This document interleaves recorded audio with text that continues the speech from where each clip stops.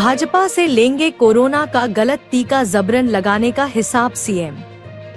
रांची। मुख्यमंत्री हेमंत सोरेन ने उत्पाद सिपाही बहाली दौड़ में अभ्यर्थियों की मौत पर विपक्ष के आरोपों पर पलटवार किया। उन्होंने कहा कि मौतें केवल दौड़ से ही नहीं हो रही हैं।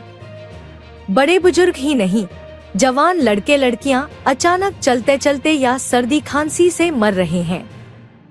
मुख्यमंत्री ने कहा कि कोरोना में भाजपा के लोगों ने इस देश के लोगों को जबरन जो टीका लगवाया है, उसके दुष्प्रभाव को देखकर दुनिया के देशों ने प्रतिबंधित कर दिया, लेकिन हमारे देश में टीके की सप्लाई जारी रही।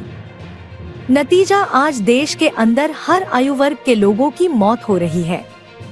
उन्होंने कहा कि विपक्ष ने बड़े चतुराई से कोरोना टीका के नाम पर चंदा तसीली के लिए देश भर के लोगों को टीका लगवा दिया। भाजपा से इसका हिसाब लेकर रहेंगे। मुख्यमंत्री ने उदाहरण देते हुए कहा कि हाल ही में पूर्व सांसद की 28 साल की बेटी साधारण बीमारी से 3 दिनों के अंदर चल बसी। उत्पाद सिपाही में कई नौजवान दौड़ते दौड़ते आकस्मिक उनकी मौत हो गई।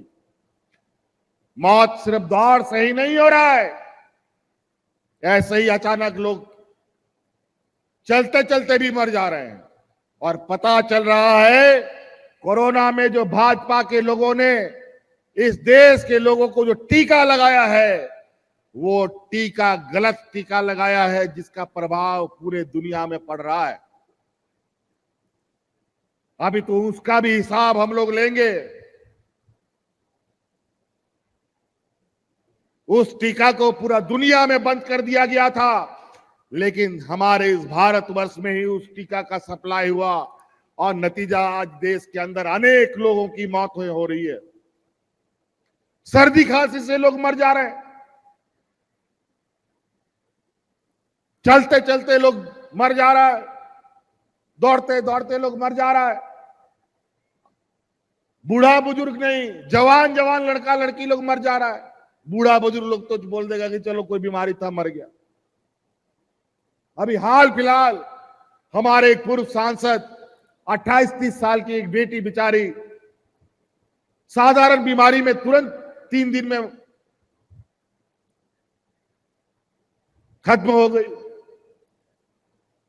ये हालत है।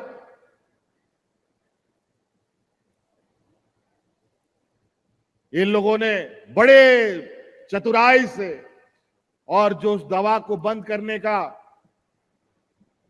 पूरा दुनिया में उसका नोटिस जारी हुआ, और इन लोगों ने पैसा और चंदा तसीली करने के लिए वो सब दवाई गरीबों और पूरे देशवासियों को जबरदस्ती ठुकवा दिया।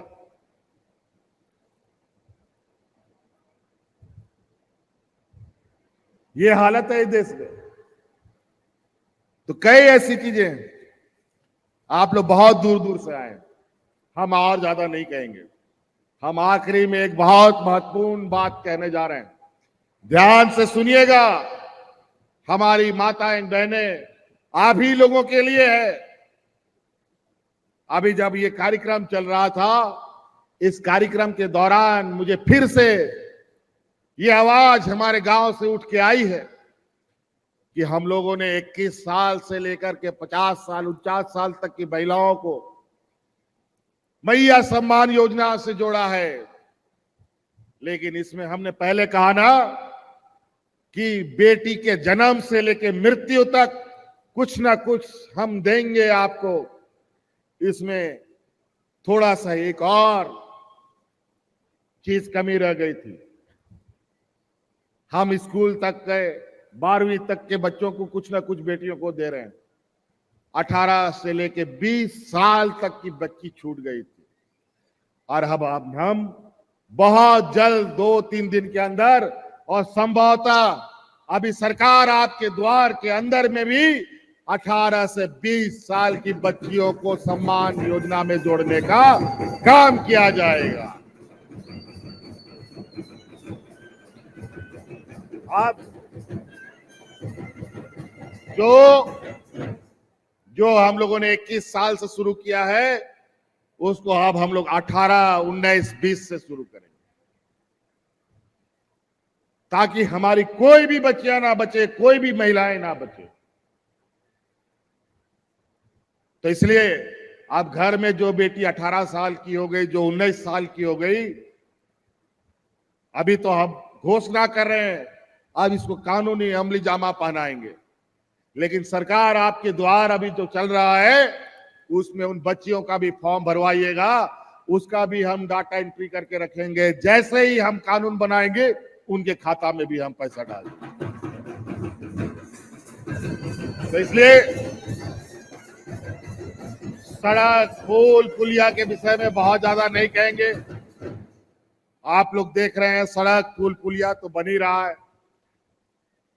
मॉडल स्कूल बन ही रहा है। हमारे बच्चों के लिए अच्छी पढ़ाई व्यवस्था कैसे हो, ये भी हम कर रहे हैं। हमारे प्रखंड स्तर पर हमारा ट्रेनिंग कोचिंग चल रहा है, और उस ट्रेनिंग कोचिंग में आने जाने का खर्चा भी राज्य सरकार भत्ता दे रही है हमारे नौजवानों को। तो आप लोग भी हुनरमंद बनिए, पढ़ाई के क्षेत्र से आगे बढ़ना है, उस माध्यम से बढ़िए, स्वरोजगार के माध्यम से जाना है, उस माध्यम से आगे बढ़िए। सारे रास्ते आपके लिए खोल रखिए। इसलिए आज के दिन इतने ही कहेंगे, आप लोग भी वापस जाएंगे, लेकिन अभी हम लोग फिर आपके जिले जिले में जाएंगे और आपके इन समस्याओं के बारे में जानने, समझने और उसका समाधान करने के लिए काम करेंगे। इसीलिए इन्हीं बातों के साथ यहाँ आए हुए सभी माताएं बहनों को और हमारे साथियों को बहुत बहुत धन्यवाद। फिर से जोहार।